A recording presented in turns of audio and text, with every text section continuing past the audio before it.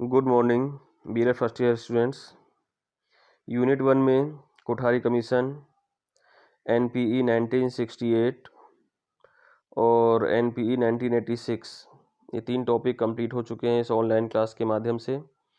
और ये तीनों टॉपिक जो हैं वो बहुत ही इम्पोर्टेंट टॉपिक हैं और ऐसी अपेक्षा रखते हैं कि यूनिट 1 के जो लॉन्ग क्वेश्चन 2 आएंगे, 2 में से एक चॉइस होगी करने के लिए, उसमें इन 3 में से एक टॉपिक जो है वो क्वेश्चन के रूप में 100% आए, हम ऐसी उम्मीद करते हैं और चांसेस भी जो हैं वो काफ़ी हैं कि इन 3 में से एक क्वेश्चन ज़रूर आएगा।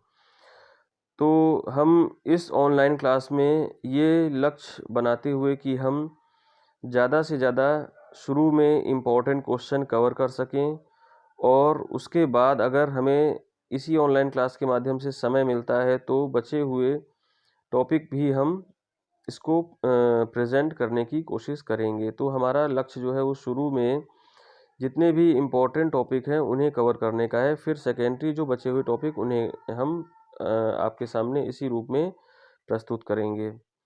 तो यूनिट 1 के बाद हम यूनिट 2 में आते हैं और यूनिट 2 में हम पहला इम्पोर्टेंट टॉपिक लेते हैं, इसका नाम है केंद्रीय विद्यालय। इसको केवीएस भी कहा जाता है, केंद्रीय विद्यालय संगठन या केवीएस।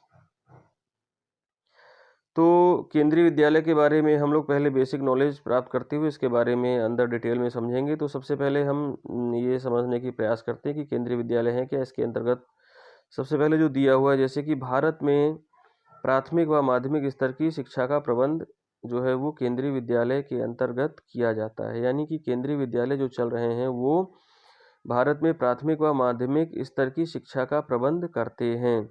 जो केंद्रीय विद्यालयों में शिक्षा प्रदान की जा रही है वो प्राथमिक स्तर की शिक्षा और माध्यमिक स्तर की शिक्षा प्रदान की जा रही है। इसकी शुरुआत जो है वो 1963 में हुई थी और इसका मुख्य उद्देश्य ये था कि भारत में जो केंद्र सरकार के कर्मचारी हैं उनके बच्चों की शिक्षा का प्रबंध करना। जो सेंट्रल गवर्नमेंट के जो एम्प्लॉई हैं उनके बच्चों के लिए शिक्षा का प्रबंध करना केंद्रीय विद्यालय का सबसे प्रमुख कर्तव्य था। इसी के तहत इसकी शुरुआत की गई थी 1963 में। ये जो है सीबीएसई से मान्यता प्राप्त होता है, यानी केंद्रीय विद्यालय जो भी होते हैं वो सीबीएसई से मान्यता प्राप्त होते हैं या सीबीएसई से अनुबंधित होते हैं। और भारत में अगर देखा जाए तो इस समय लगभग 1250 के 1250 के आसपास कुल केंद्रीय विद्यालय हैं, यानी कुल केंद्रीय विद्यालयों की संख्या जो है वो 1250 है। इसके अलावा विदेशों में भी 3 केंद्रीय विद्यालय हैं। वो विदेशों के स्थान कौन कौन से हैं जहाँ पर 3 विद्यालय हैं? एक तो काठमांडू है, मॉस्को है और तेहरान है। तो विदेशों में भी, भारत के अलावा बाहर भी इन देशों में काठमांडू में, मॉस्को और तेहरान में भी केंद्रीय विद्यालय की ब्रांचेस जो हैं वो केंद्रीय विद्यालय संगठन की ब्रांचेस जो हैं केंद्रीय विद्यालय के रूप में वहाँ पर स्थापित हैं। और इन विद्यालयों में जो विदेशों में हैं वहाँ पर जो भारतीय दूतावास बने हुए हैं उसके दूतावास के कर्मचारियों या कुछ प्रवासी भारतीय, यानी कि ऐसे भारतीय जो यहाँ से वहाँ पर जाकर के बस गए या वहाँ पर जाकर के रह रहे हैं, उनके बच्चों के लिए वहाँ पर शिक्षा का प्रबंध किया गया है, यानी उनके बच्चे वहाँ पर पढ़ते हैं। सभी केंद्रीय विद्यालयों का संचालन केंद्रीय विद्यालय संगठन नाम की संस्था करती है। यानी कि जितने भी केंद्रीय विद्यालय हैं भारत में या विदेश में भी, वो सभी केंद्रीय विद्यालय संगठन नाम की संस्था से जुड़े हुए हैं। यानी सारे विद्यालय केंद्रीय विद्यालय संगठन के अंतर्गत ही कार्य कर रहे हैं या शिक्षा व्यवस्था का प्रबंध कर रहे हैं।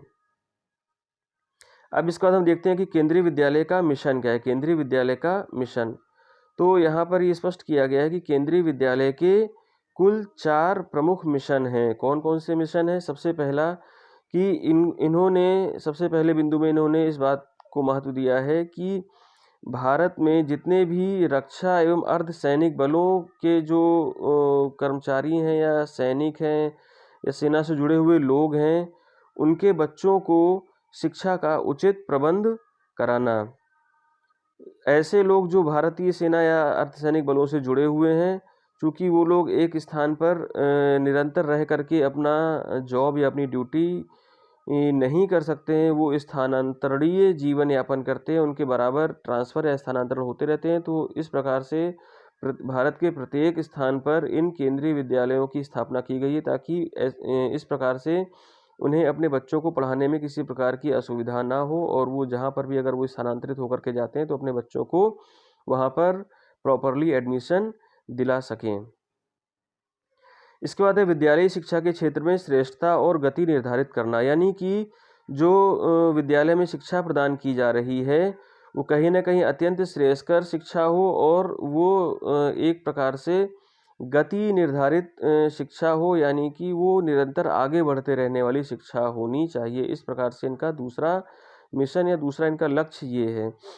अगला है सीबीएसई और एनसीईआरटी इत्यादि के सहयोग से शिक्षा के क्षेत्र में नए नए प्रयोग एवं नवाचार को सम्मिलित करना, यानी जो शिक्षा के क्षेत्र में एनसीईआरटी और सीबीएसई के माध्यम से जो नए नए प्रयोग हो रहे हैं या नई चीज़ें आ रही हैं, नवाचार के रूप में जो हमारे सामने नई नई चीज़ें आ रही हैं उसको शिक्षा में सम्मिलित करना, इनका ये तीसरा मिशन है। चौथा है बच्चों में राष्ट्रीय एकता और भारतीयता की भावना का विकास करना, यानी कि शिक्षा जब प्रदान की जाए बच्चों में तो बच्चों को इस प्रकार की भावना भी उनके अंदर डेवलप करते रहना चाहिए, राष्ट्रीय एकता और भारतीयता जैसी भावना भी उनके अंदर विकास करना। ये चार इनके प्रमुख मिशन हैं शिक्षा प्रदान करने के।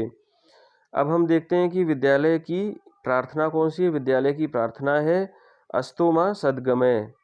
इनकी प्रार्थना में अस्तो मा सद्गमय, तमसो मा ज्योतिर्गमय, मृत्योर्मामृतम गमय के रूप में ये भी सम्मिलित है। और दूसरा है दया करदान विद्या का हमें परमात्मा देना। इस प्रकार ये जो इनकी प्रार्थना में ये सम्मिलित है। इसके अलावा यहाँ पर ओम सहना भवतु सहनौ भुनक्तु ये भी वहाँ पर कराया जाता है। तो छात्रों ये हम क्लास यहाँ पर कंप्लीट करते हैं। धन्यवाद।